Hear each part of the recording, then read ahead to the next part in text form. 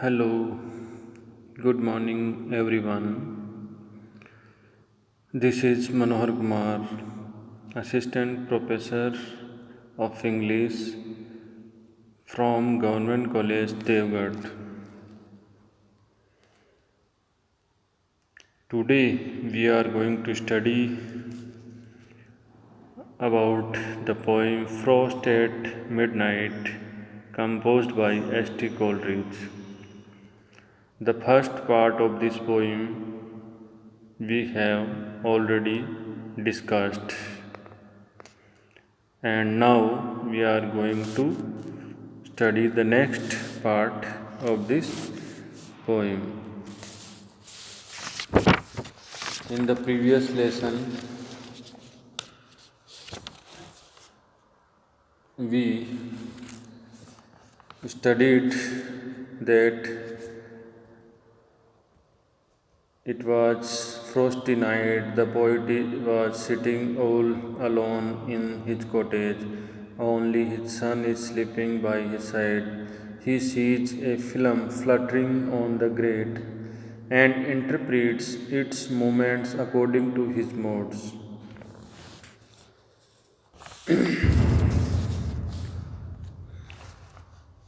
Today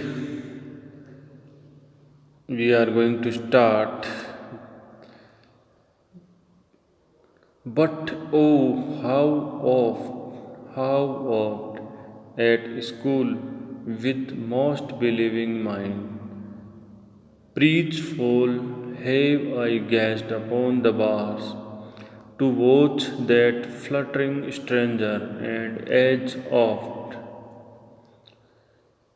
with unclosed lids already had I dreamed of my sweet birthplace and the old church tower whose bells the poor man's only music rang from morn to evening all the hot fair day so sweetly that they stirred and haunted me with a wild pleasure, falling on mine ear, most like articulate sounds of things to come. So gazed I, till the some soothing things I dreamed lulled me to sleep, and sleep prolonged my dreams. And so I brooded all the following morn, awed by the stern preceptor's face, mine eye fixed with mock study on my swimming book. Save if the door half opened and I snatched a hasty glance, and still my heart leapt up, for still I hoped to see the stranger's face, townsman or aunt or sister more beloved, my playmate when we both were clothed alike. So, in these lines, the poet remembers his school time. In these lines, the poet remembers his school time, and the poet's mood is in reminiscent.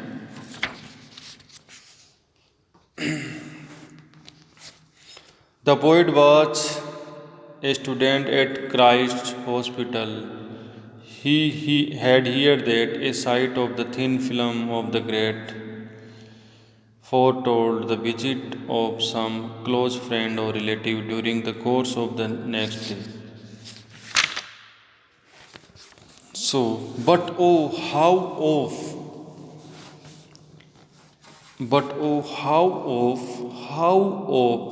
at school with most believing mind, Pre- presageful have I gazed upon the bars.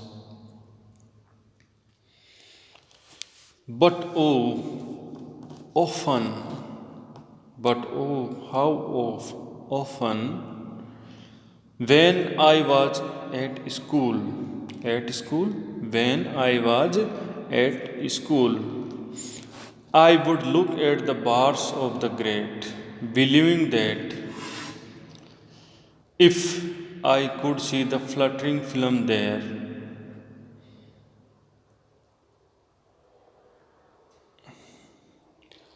but how of at school with most believing mind, presageful means expectant and expect of someone. Have I gazed upon the bars? I gazed upon the bars.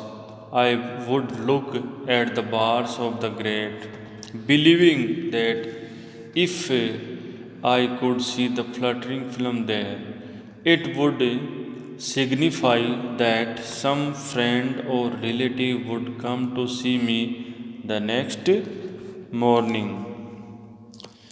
With unclosed lids, already had I dreamed of my sweet birthplace and the old church tower, whose bells the poor man's only music rang. The poet says, whenever I saw the fluttering film, I was transported in my imagination to my sweet native place with its old church tower, whose bells rang from morning to evening on the hot fair day. The tinkling of the church bells was the only music the poor villagers could enjoy, whose bells the poor man's only music rang from morn to evening, rang from morning to evening, all the hot fair day, all, all the hot day, so sweetly that they stood and haunted me with a wild pleasure, falling on mine ear most like articulate sounds of things to come. The tinkling of the church bells was the only music the poor villagers could enjoy. Their sweet music filled me with a kind of passionate joy and seemed to me the prophecy of future events. So gazed I till the soothing things I dreamed lulled me to sleep, and sleep prolonged my dreams. I would keep gazing at the film and imagine sweet things till I fell asleep. And I would keep gazing at the film and imagine sweet things till I fell asleep. In my sleep, too, I had sweet dream. I had sweet dreams, and so I brooded all the following morn. Brooded means thought, and so brooded all the following morn. Following means next, morn means morning. I have by the stern, hard stick, preceptor's face, perceptor, eh, teacher's face, mine eye before my eyes, fixed with mock study on my swimming book. In my sleep, the poet says, in my sleep, I had sweet dreams. When I got up next morning, my mind was occupied with the same thoughts, the thoughts of some friends or relatives visiting me, and at school, being afraid of the strict schoolmaster, I would pretend that I was reading.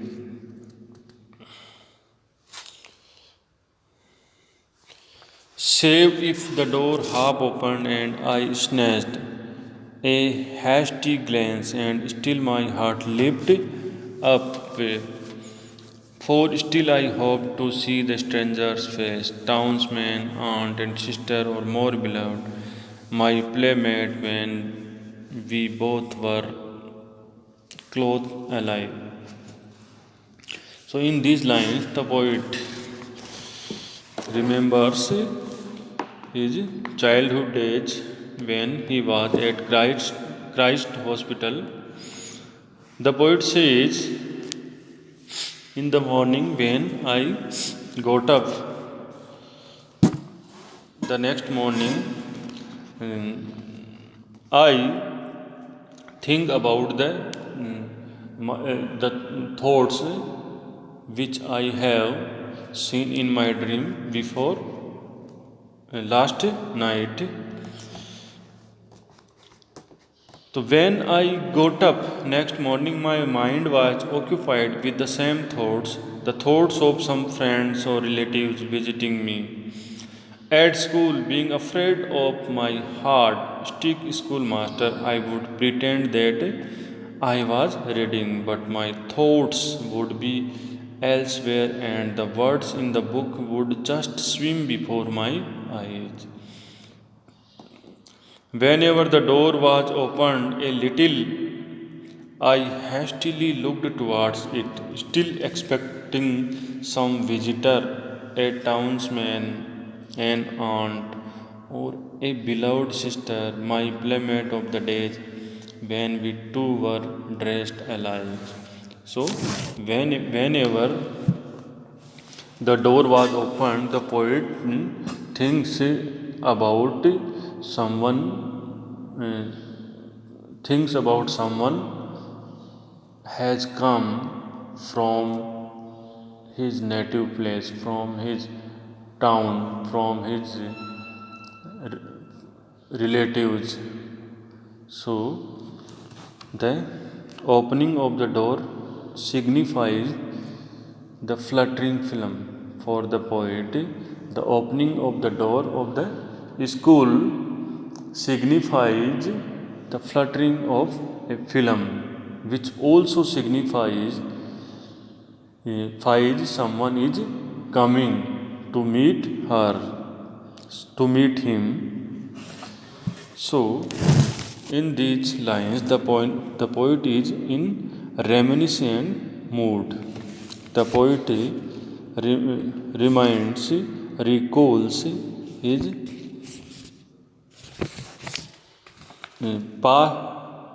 his past time when he spent his childhood days in Christ Hospital with his friends. So it was your second part of this poem, and